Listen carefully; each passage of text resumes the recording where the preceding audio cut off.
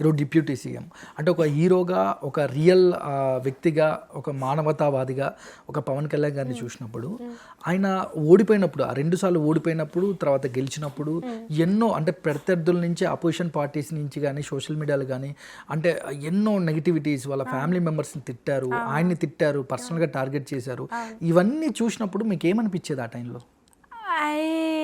I was very అంటే devastated అంటారు కదా, అంటే నాకు యాక్చువల్లీ ఓటమిని తీసుకోగలం.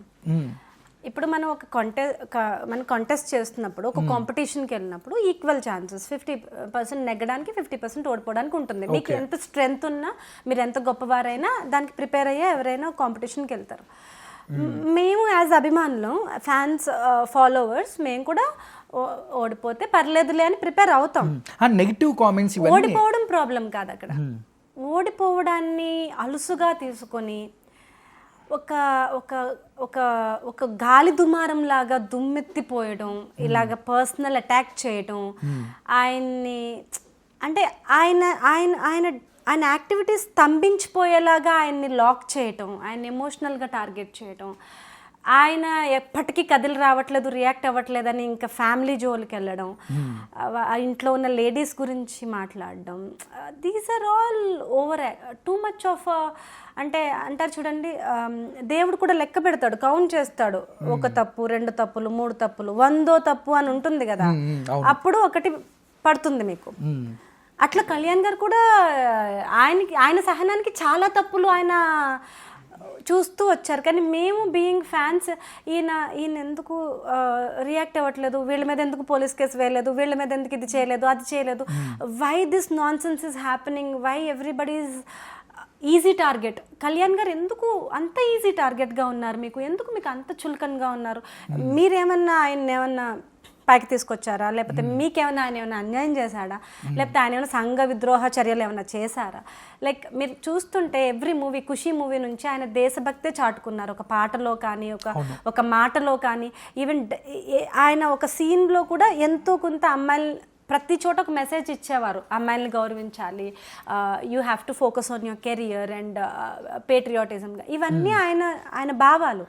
ఇంత మంచి పర్సన్ని పట్టుకొని ఎలా మీరు ఇంత టార్గెట్ చేస్తారు జస్ట్ బికాస్ ఆఫ్ కొంతమంది ఇచ్చే చిన్న ముష్టికి ఆశపడి? డబ్బే బాధ కదా. I use to cry.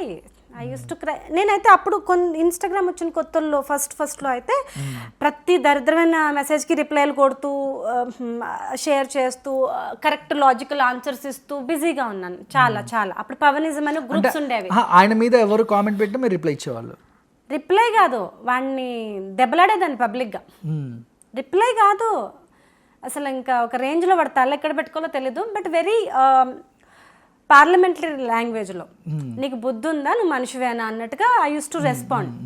But వాళ్ళు పెట్టడమే బూతులు పెడుతూ, మీరు మైండ్తో ప్రాస్టిట్యూషన్ చేస్తున్నారని పెట్టాను నేను ఒకసారి. మీరు ఏది పడితే అది, ఒక సెన్స్ లేకుండా, ధర్మం లేకుండా, పాప భీతి లేకుండా, అరే ఇలా చేస్తున్నావు, రేపు పొద్దున పైన మనకి ఏం శిక్ష పడుతుందో అని ఒక భయం లేకుండా ఏది పడితే అది చేస్తున్నారు కదా. ఒక అమ్మాయి మేబీ ఫినాన్షియల్ క్రైసిస్లో చదువుకోక, ఏ శక్తి లేక ఆ పనులు చేస్తే ఆ అమ్మాయికి ప్రాస్టిట్యూట్ అని పేరు ఇచ్చి ఆ అమ్మాయిని అందరూ చిరాకు చేస్తారు, ఆ అమ్మాయిని అందరూ దుర్భాషలాడతారు, రైట్? బట్ మీరు మైండ్తో చేసేదంతా అదే కదా, కన్విక్షన్ లేని మాటలు ఇవన్నీ. This is a mind prostitution that you are doing అని పెట్టాను ఒకడికి. సో ఇలాగా పార్లమెంటరీ లాంగ్వేజ్లోనే పద్ధతిగానే, సంస్కారవంతంగానే ఎంతవరకు ఫైట్ చేయగలమో. అప్పుడు పవనిజం అని గ్రూప్స్ ఉండేవి మాకు, జనసేన వచ్చిన కొత్తల్లో ఫస్ట్లో. ఆ గ్రూప్స్లో I was very very active. I took the Janasena membership also. Immediately party launch అవ్వగానే నేను మెంబర్షిప్ తీసేసుకున్నాను. సో దట్ నేను అఫీషియల్గా, బాబు నేను మెంబర్ని, నేను నీతో మాట్లాడడానికి నాకు హక్కు ఉంది అని నేను మాట్లాడేదాన్ని.